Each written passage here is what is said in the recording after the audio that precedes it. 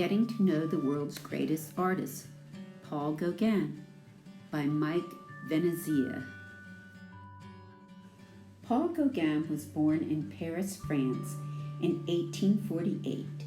He led an adventurous life, traveling all over the world to find just the right place to paint. Paul Gauguin often used flat, bright colors and simple outline shapes in his paintings.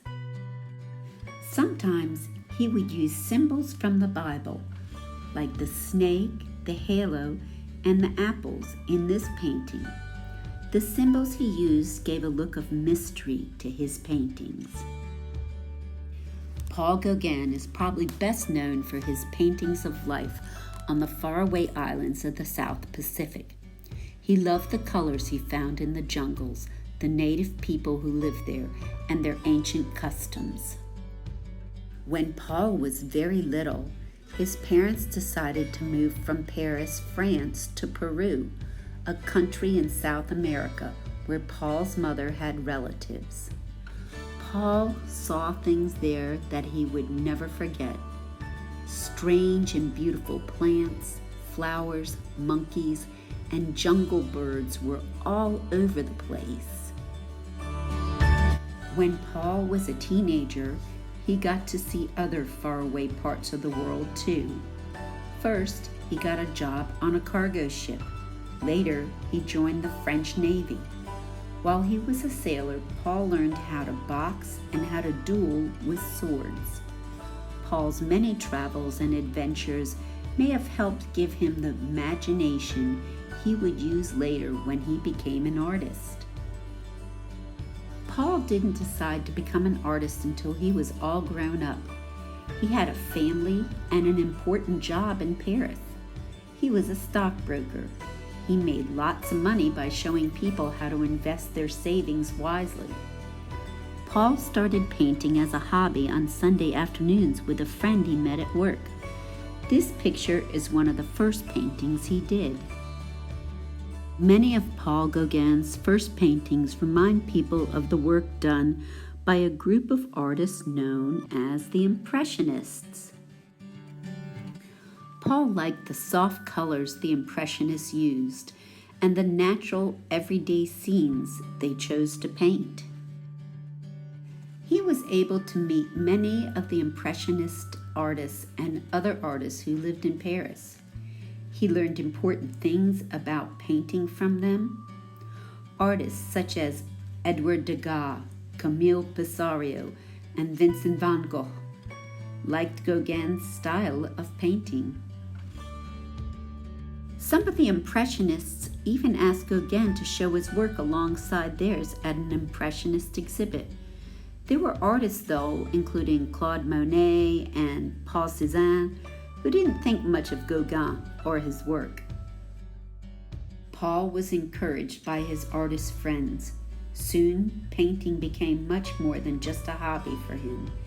It was practically all he could think about, even at work. Finally, Paul Gauguin decided to quit his job and become a full-time artist. He didn't have much luck selling any of his paintings, though, and soon ran out of money. He moved his family from Paris to Copenhagen, Denmark, where they lived with his wife's family. Paul's wife, Mette, wasn't happy about his decisions, but she loved Paul and knew how important painting was to him. She went along with his wishes for as long as she could. Things didn't go well in Copenhagen, and Paul decided to return to Paris without Mette. Paul Gauguin was always in search of a place to paint where he could really express his feelings. He soon became fed up with the busy, uncaring city of Paris. He thought there were too many rules people had to follow, especially rules about art. He found what he was looking for in Brittany, a part of Western France. It was there that Paul Gauguin's art really started to change. Paul liked the unusual costumes worn by the people of Brittany and the beautiful countryside he found there. He started painting with brighter, flatter colors. He not only painted what he saw in Brittany, but added things from his imagination. Paul's work soon became popular with many artists around Europe. They liked his new decorative style that was filled with expression. Even though Paul's paintings were well liked by his friends, he still didn't have much luck getting anyone else interested in them. He decided that to make his work even better, he would have to leave France. Paul soon left for the South Sea island of Tahiti. It was 1891. He told his wife and children that they would get back together someday. He believed they would, but they never did. Except for a short trip back to Paris, Paul spent the rest of his life in the South Seas. Paul was a little disappointed when he arrived in Tahiti. It was run by the French government, and part of it had reminded him of the place he had just left. Paul soon moved into the wilderness and explored other islands to find what he was looking for. He worked very hard in Tahiti to put his own special feelings into his artwork. Unlike the Impressionists, who tried to paint nature as they saw it, Paul Gauguin used his imagination to rearrange nature and create worlds that he dreamed about.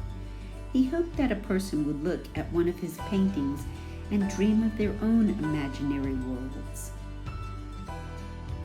Paul was finally happy with the way his artwork was turning out. He was so excited about this painting that he worked on it for a whole month, day and night, until it was finished. It is called "Where Do We Come From? What Are We? Where Are We Going?" People in this painting seem to be wondering about the questions the title asks. The beautiful colors Gauguin used and the way he made it feel filled with life make this one of his greatest paintings. Even though Paul Gauguin was happy with his artwork, he led a very unhappy life in the South Sea Islands. He was sick most of the time and very poor. To create his own style, Paul often borrowed ideas for his paintings from Japanese prints, stained glass windows, and Persian and Egyptian art. He is also known for the wood carvings he made in Tahiti. Many of them have the same feeling the island people gave their own mysterious carved wooden idols. Paul Gauguin painted ideas that came from deep inside his mind. His paintings influence artists to this day. It is fun to look closely at a real Paul Gauguin painting. You can see he often painted on cloth that was used to make sacks for carrying fruits and vegetables. He used the rough, bumpy surface to give his paintings a special look. The paintings seen here came from the following museums: the Art Institute of Chicago, the Fitzwilliam Museum in Cambridge, England, Switzerland, Minneapolis, Paris, France, Brazil, Boston, Oslo, Norway, Prague, Czechoslovakia, National Gallery of Art in Washington, D.C., National Gallery of Scotland in Edinburgh, Scotland, and Northampton, Massachusetts, Smith College of Art.